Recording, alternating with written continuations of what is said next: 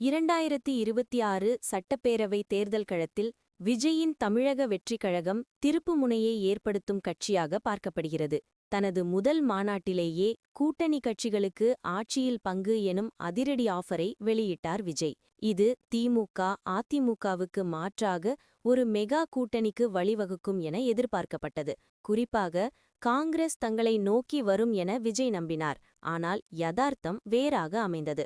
காங்கிரஸ் மீண்டும் திமுகவுடனேயே பயணிக்க முடிவு செய்தது விஜயின் ஆரம்பகட்ட வியூகத்துக்கு பின்னடைவாக அமைந்தது.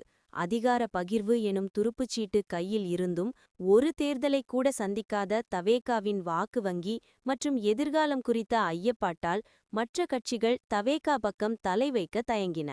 இது ஒரு புறம் இருக்க, சிறிய மற்றும் செல்வாக்கான கட்சிகளை தன் பக்கம் இழுக்க தவேகா போட்ட திட்டங்களை பாஜக மேலிடம் மிக சாதுரியமாக முறியடித்ததாக கூறப்படுகிறது. தற்போது தவேகா தலைவரை சுற்றி அரசியல் ரீதியாகவும் தனிப்பட்ட முறையிலும் பலவாறாக நெருக்கடிகள் சூழ்ந்துள்ளன.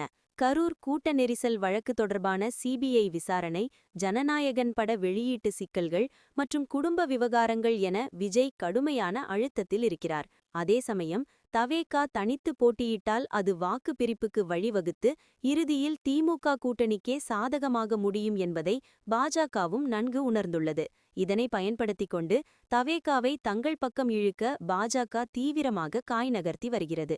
ஏற்கனவே திரைமறைவில் நடந்த பலகட்ட பேச்சுவார்த்தைகள் தோல்வியில் முடிந்த நிலையில் தற்போது இறுதி முயற்சியாக பாஜக மீண்டும் ஒருமுறை பேச்சுவார்த்தையை தொடங்கியுள்ளது.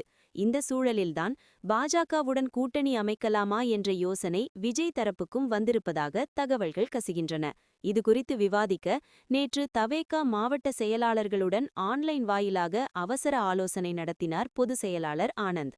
அதில் மாநாட்டில் அறிவித்த கொள்கை மாறாமல் தனித்தே நின்று பலத்தை காட்டுவதா அல்லது தற்போதைய நெருக்கடிகளை சமாளிக்க கூட்டணியில் கைகோப்பதா?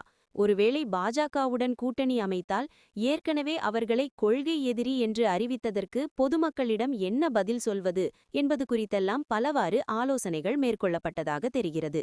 கூட்டத்தில் பங்கேற்ற மாவட்ட செயலாளர்களில் சிலர் புதிதாக களம் காண்பதால் கட்சிக்கும் தலைவருக்கும் ஏற்படும் நெருக்கடிகளை தவிர்க்க இப்போதைக்கு பாஜகவுடன் கூட்டணி அமைப்பதே பாதுகாப்பு என வெளிப்படையாக கருத்து தெரிவித்ததாக கூறப்படுகிறது. எனினும் விஜய் எந்த முடிவெடுத்தாலும் கட்டுப்படுவோம் என மாவட்ட செயலாளர்கள் உறுதியளித்ததாக சொல்லப்படுகிறது.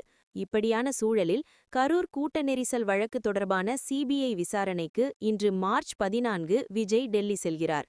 நாளை அவரிடம் விசாரணை நடைபெற உள்ள நிலையில் ஒரு நாள் முன்னதாகவே அவர் டெல்லி செல்வது அரசியல் வட்டாரத்தில் பெரும் விவாதத்தை கிளப்பியுள்ளது. இன்று இரவு டெல்லி ஹோட்டலில் தங்கும் விஜய் பாஜக தேசிய தலைவர்களை ரகசியமாக சந்தித்து பேசக்கூடும் என்றும் கூறப்படுகிறது. அப்படியான சந்திப்புகள் நடந்தால் கிட்டத்தட்ட பாஜக அணியில் தவேகா இணைவது உறுதியாகிவிடும்.